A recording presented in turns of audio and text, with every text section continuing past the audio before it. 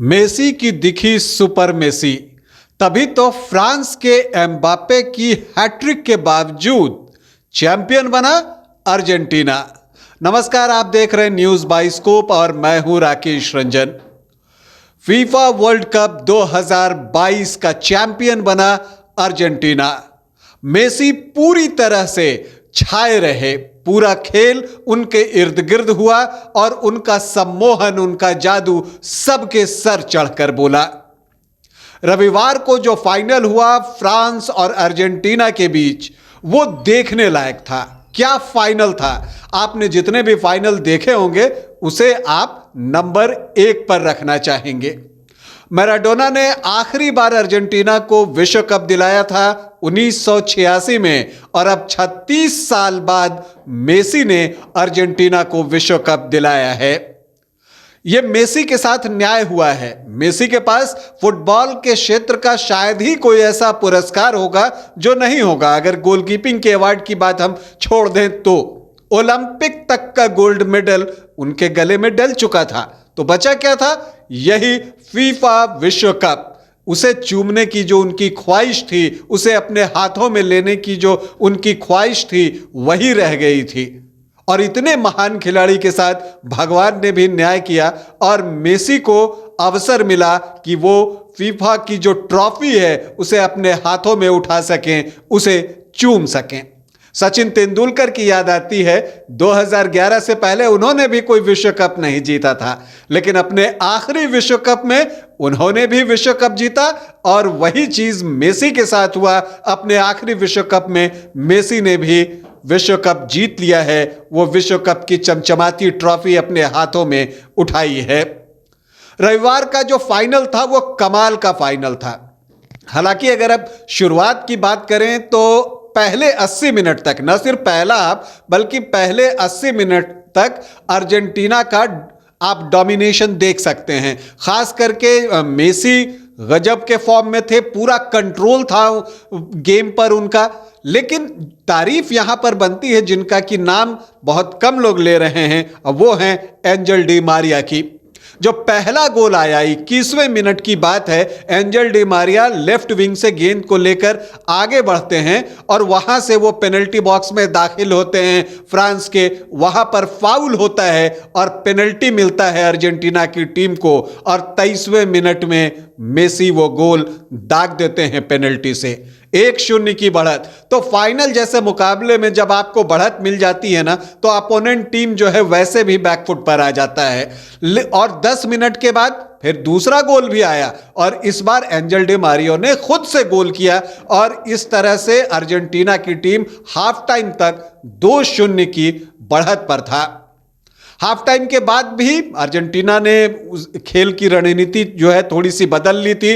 वो थोड़ा सा अपने हाफ में खेल रहे थे, जब वक्त मिलता था तो अटैक करते थे।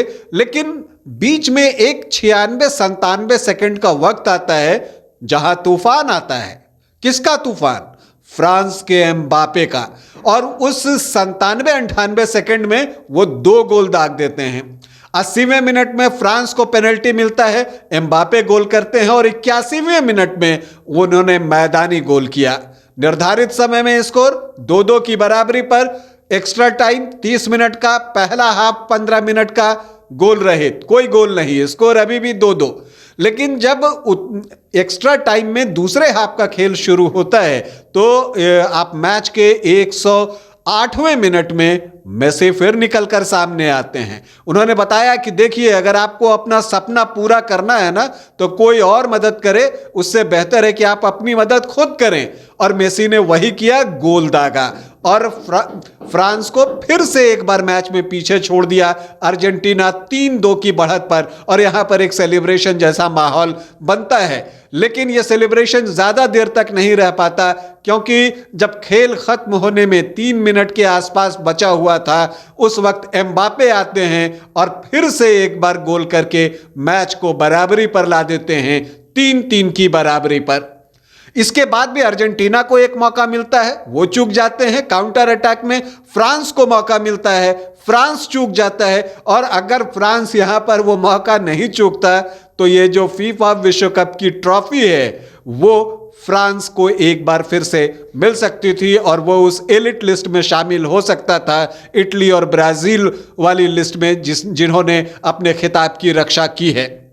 लेकिन वैसा हुआ नहीं। कुदरत को कुछ और मंजूर था, कुदरत ने कुछ और लिख रखा था और वो मेसी के लिए लिख रखा था। पेनल्टी शूटआउट में जाता है, पहला किक जो है वो एम्बापे लेते हैं, फिर से गोल।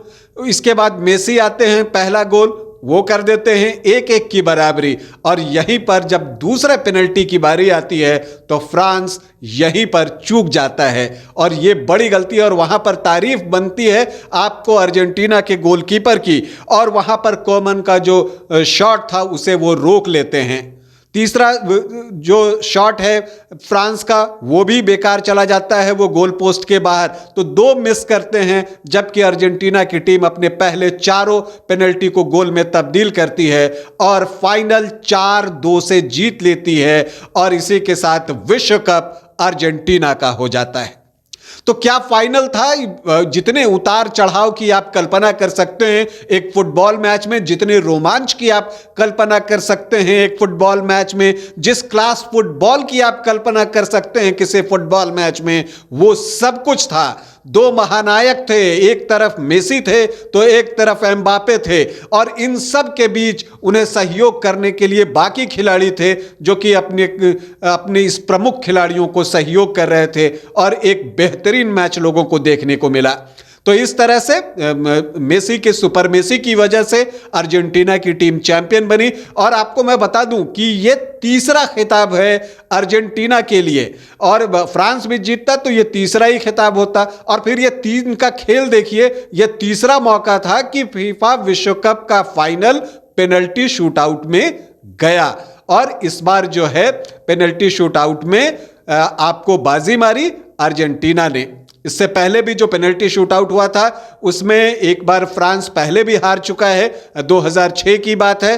तो फ्रांस के लिए ये एक बार फिर से पेनल्टी शूटआउट जो है फाइनल में, वो आप कह सकते हैं कि फलीभूत होता हुआ नहीं दिखा और जीत मिली अर्जेंटीना की टीम को। मेसी को बहुत बहुत बधाई, अर्जेंटीना की टीम को बहुत बहुत बधाई, और ये आप कह सकते हैं कि उन दर्शकों को भी बहुत बहुत बधाई जिन्होंने इस इतने रोमांचक मैच का अनुभव लिया। जो स्टेडियम में थे उनकी तो बात ही कुछ और है, उनके तो पूरे पैसे वसूल थे। जो घर में टीवी पर इस मैच को देख रहे थे उनके भी पैसे आप कह सकते हैं कि वसूल थे, और जो उनका समय था, रात का वक्त था, वो बिल्कुल सही गुजरा।